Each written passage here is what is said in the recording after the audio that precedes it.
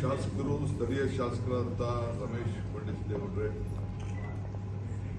ದರ್ಶನ್ ಪುಟ್ಟಣ್ಣವರೇ, ಗೂಳಿಗೌಡ್ರೆ, ನಮ್ಮ BWC chairman ಇದ್ದಾರೆ, Mandya Mysuru DC ಇದ್ದಾರೆ, COಗಳಿದ್ದಾರೆ, ನಮ್ಮ ಕಾವೇರಿ ನೀರಿನ ನಿಗಮದ MD ಇದ್ದಾರೆ ಮತ್ತು ಪ್ರವಾಸೋದ್ಯಮ ಇಲಾಖೆಗಳನ್ನೆಲ್ಲ ಕೂಡ ನಾವು ನಿರ್ದೇಶಕರನ್ನ ಉಪನಿರ್ದೇಶಕರನ್ನ ಕರೆಸಿದ್ದೇವೆ. ಇವತ್ತು ನಾನು ಬಂದ ಉದ್ದೇಶ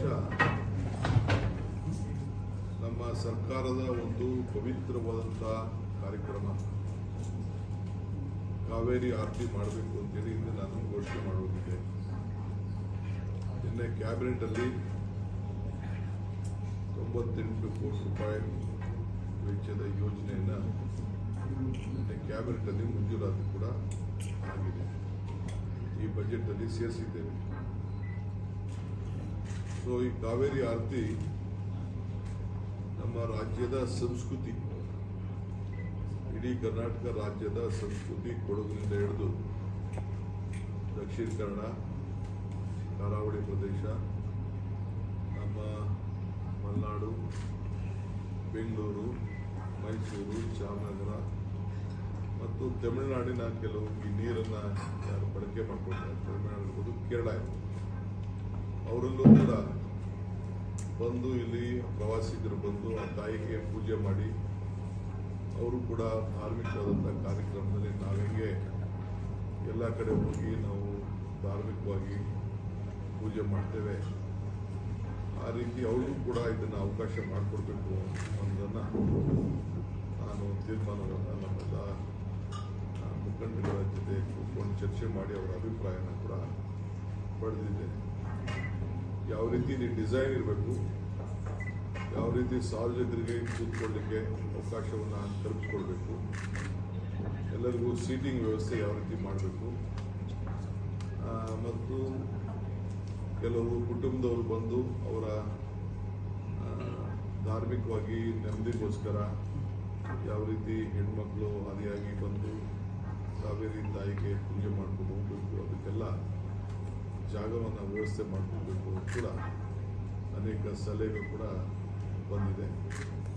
ಸೊ ಇಲ್ಲಿ ನಮ್ಮ ಚೆಸ್ಕಾಂ ಅವರು, ನಮ್ಮ ಕನ್ನಡ ಮತ್ತು ಸಂಸ್ಕೃತಿ ನಿರ್ದೇಶಕರು ಮತ್ತು ಪ್ರವಾಸೋದ್ಯಮ ಧಾರ್ಮಿಕ ದತ್ತಿ ಇಲಾಖೆ ಈ 3 ಜನ ಕೂಡ ಮತ್ತು BW 2 ಜಿಲ್ಲಾಧಿಕಾರಿಗಳು ಮತ್ತು 2 ಸ್ಥಳೀಯ ಶಾಸಕರು ಮತ್ತು MLC COಗಳು ಅವರು ಸೇರಿದಂತೆ ಒಂದು ಸಮಿತಿಯನ್ನು ಕೂಡ ನಾನು ಈಗಾಗಲೇ ರಚನೆ ಮಾಡಿದ್ದೇನೆ. ನಮ್ಮ BWC SSB ಚೇರ್ಮನ್ರು ಈ ಒಂದು ಸಮಿತಿಯ ಜವಾಬ್ದಾರಿಯನ್ನು ತೆಗೆದುಕೊಳ್ತಾರೆ. ಅವರು ಇನ್ನೊಂದು 8 ದಿನದಲ್ಲೇ ಒಂದು ಬ್ಲೂ ಪ್ರಿಂಟು ನಾನು ಅವ್ರಿಗೆ ಅನೇಕ ಸಲಹೆಗಳನ್ನು ಕೊಟ್ಟಿದ್ದೇನೆ.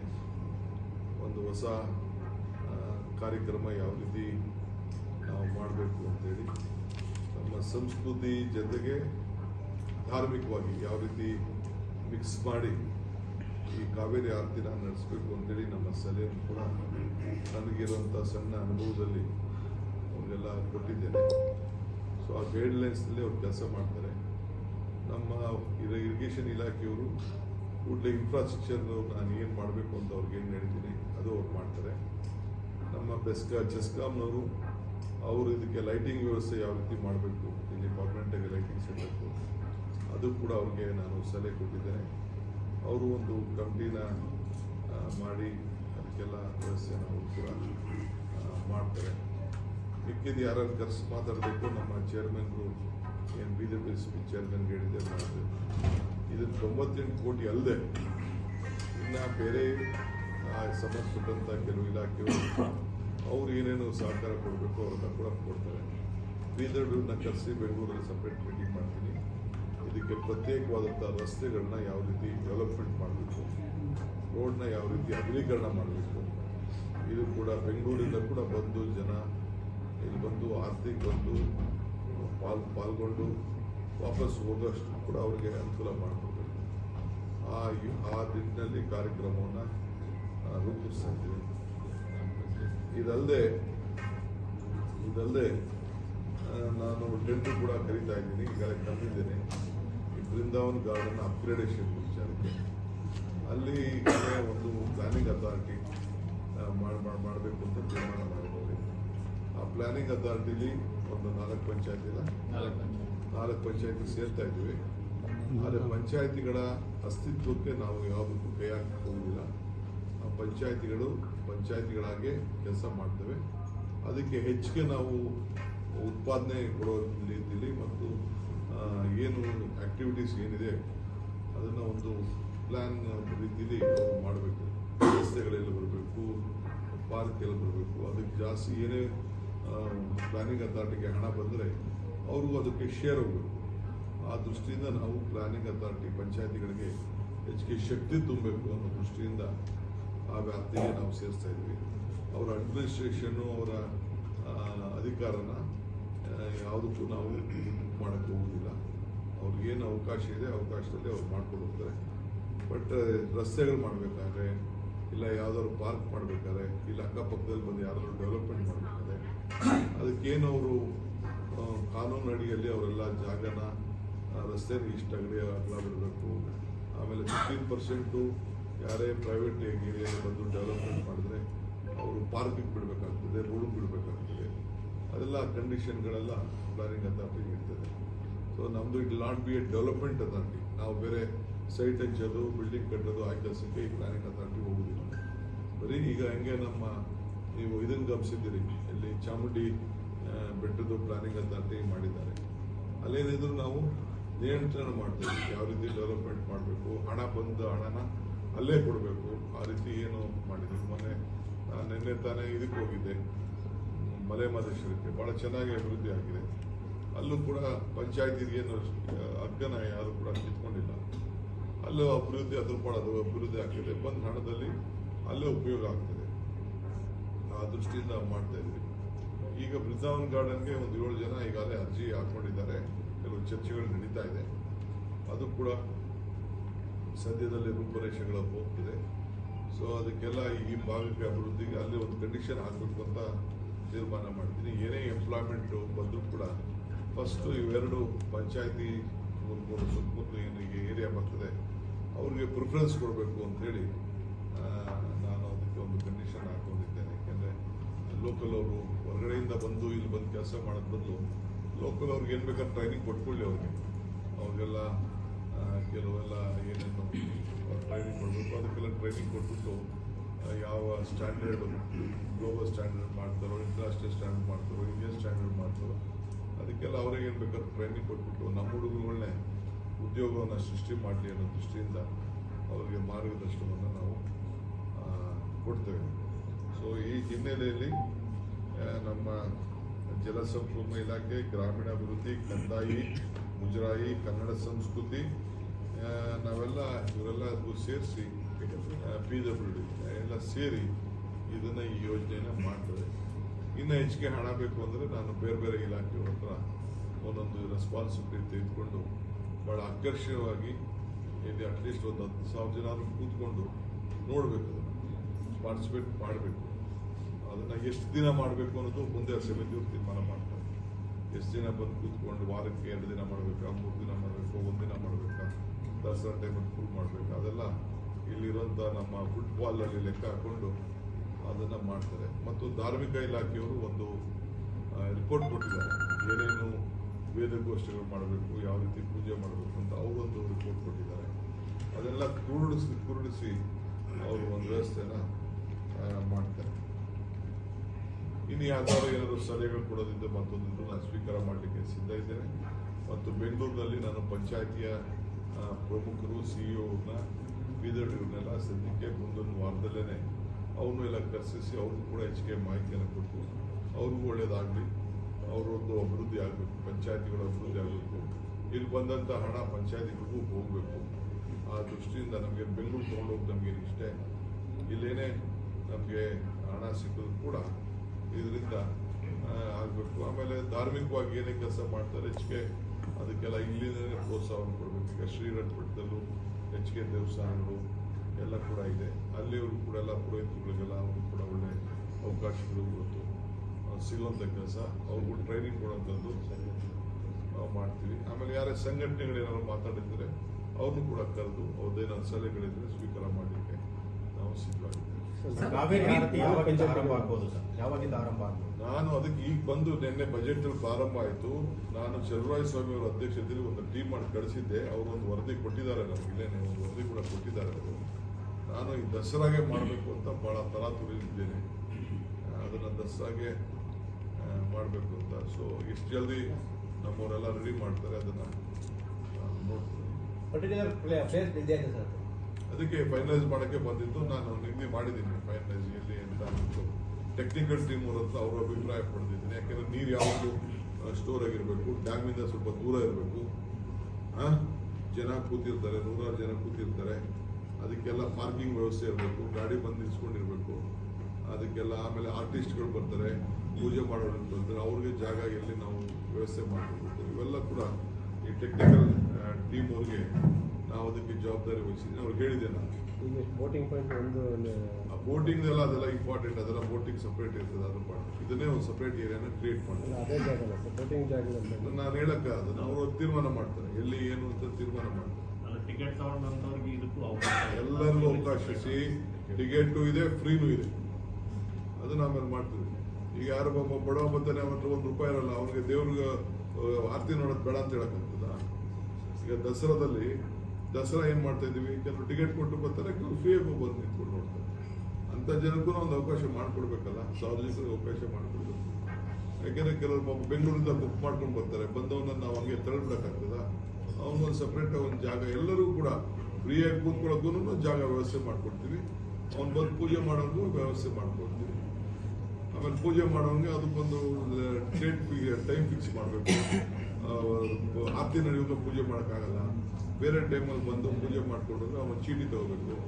ಅಂಥವ್ರಿಗೆಲ್ಲ ನಾವು ಹೆಂಗೆ ದೇವಸ್ಥಾನಗಳಲ್ಲಿ ತೆಗೆದುಕೊಡ್ತಾರೆ ಆ ರೀತಿ ಏನು ಮಾಡಬೇಕು ಮಾಡಿ ಯಾವಾಗ ನಡೀತದೆ ಸರ್? ವಾರಕ್ಕೊಂದ್ಸತಿ ಯಾವ ಥರ ಕಂಪ್ನಿ ತೀರ್ಮಾನ ಮಾಡ್ತದಪ್ಪ. ನಾನು ನಿನ್ನಂತ ಸಲಹೆ ಕೇಳಬೇಕಲ್ಲ. ನಿಮ್ದು ಏನಾದ್ರು ಸಲಹೆ ಇದ್ರೆ ದಯವಿಟ್ಟು ಒಂದು ಕಂಪ್ನಿಗೆ ದಯವಿಟ್ಟು ಅಥಾರಿಟಿ 4 ಪಂಚಾಯತಿ ಅಂದ್ರಲ್ಲ, ಯಾವ ಪಂಚಾಯತಿಗಳು ಬರುತ್ತೆ ಅಲ್ಲಿ ಏನು ಅದೆಲ್ಲ ತಿಳಿಸ್ತಾರೆ. ಈಗ ನಾನು 4 ಪಂಚಾಯತಿ ಒಂದು ಮ್ಯಾಪ್ ನಮ್ಮ ಜಿಲ್ಲಾಧಿಕಾರಿಗಳು ಕೊಟ್ಟಿದ್ದಾರೆ, ಅವನ್ನೆಲ್ಲ ಕರ್ಸ್ಬಿಟ್ಟು ಅವ್ರಿಗೆಲ್ಲ ಹೇಳ್ತೀವಿ. ಪ್ರಾಧಿಕಾರಕ್ಕೆ ಎಷ್ಟು ಮೀಸಲಿಟ್ಟಿದ್ದೀರಾ ಅಂತ?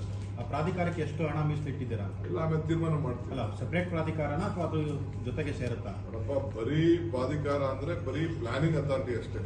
ನಾವಿಲ್ಲಿ ಯಾವುದು ಕನ್ಸ್ಟ್ರಕ್ಷನ್ ಆಕ್ಟಿವಿಟೀಸ್ ನಾವು ಮಾಡೋದಿಲ್ಲ. ನಾವು ಯಾವುದು ಇದನ್ನ ಮಾಡಕ್ ಹೋಗೋದಿಲ್ಲ. ನಾವ್ಯಾವುದು ಮಾಡ್ಬಿಟ್ಟು ಸೈಟ್ ಹಚ್ಚೋದು, ಮನೆ ಕಟ್ಟೋದು, ಆ ಕೆಲಸ ನಾವು ಮಾಡೋದಿಲ್ಲ.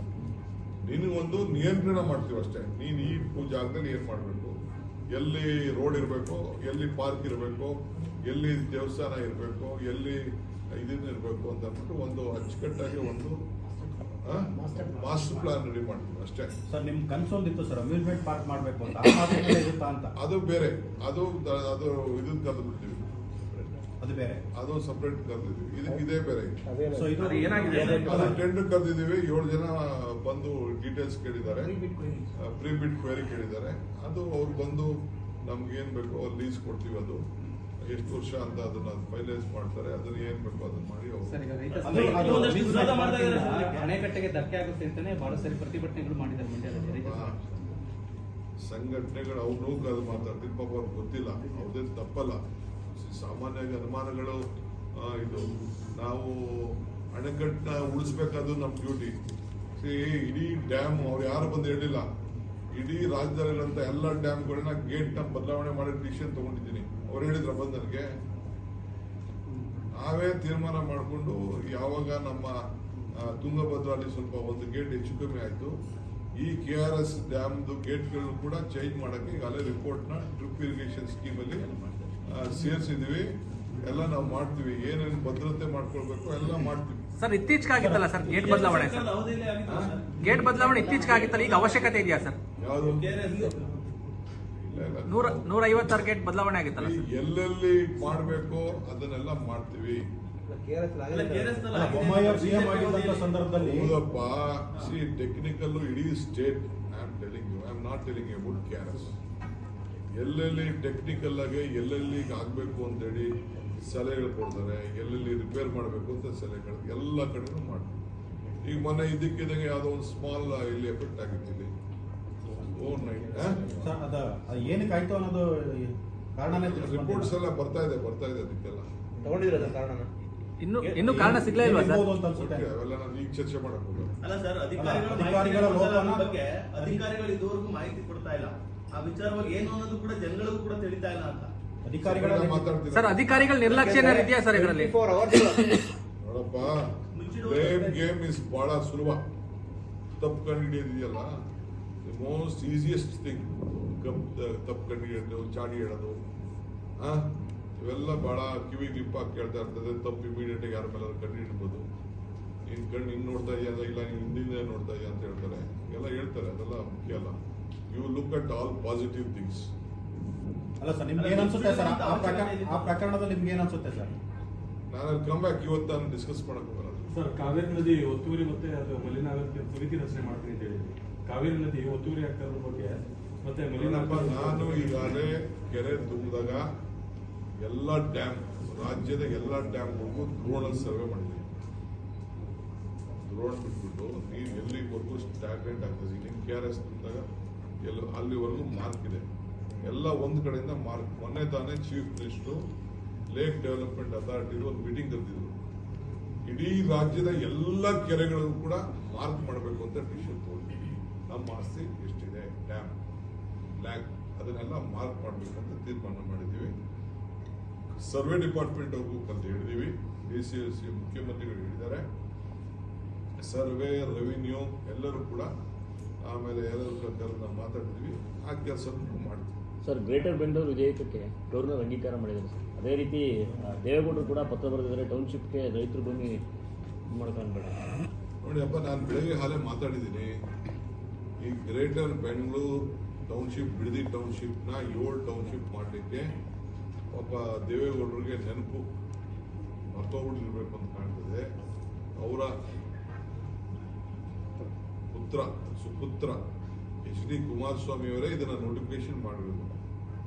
ಅವರೇ DLF ಅವ್ರ ಕೈಲಿ ಹಣ ಕಟ್ಸ್ಕೊಂಡಿದ್ದು. ಯಡಿಯೂರಪ್ಪನವ್ರು ಬಂದು ದುಡ್ಡನ್ನ ವಾಪಸ್ ಕೊಟ್ಟಿದ್ದು. ನಾನು ಯಾವ ಕಾರಣಕ್ಕೂ no question of time I will not denotify. I am very specific. ನಾನು ಡಿನೋಟಿಫೈ ಮಾಡಕ್ಕೆ ಹೋಗಲ್ಲ. ಡಿನೋಟಿಫೈ ಮಾಡಿ ನಾನು ಕೆಟ್ಟ ಹೆಸರು ತೊಗೊಳಕ್ಕೆ ನನಗೆ ಇಷ್ಟ ಇಲ್ಲ. ಪಾಪ ರೈತರುಗಳಿಗೆ ಅಭಿವೃದ್ಧಿ ಮಾಡೋಕ್ಕಾಗ್ತಾ ಇಲ್ಲ, ಅವ್ರ ಕೈಯಲ್ಲಿ ಮಾರ್ಕೊಳಕ್ಕೂ ಆಗ್ತಾ ಇಲ್ಲ. ಅವರೆಲ್ಲ ಪಾಪ ನರಳ್ತಾ ಇದ್ದಾರೆ. ರೈತರೇ ಬಂದು ನನ್ನ ಹತ್ರ ಬಹಳ ಜನ ರಿಕ್ವೆಸ್ಟ್ ಮಾಡ್ಕೊಂಡು ಏನಾದ್ರು ಒಂದು ತೀರ್ಮಾನ ಮಾಡಿ ಅಂತ.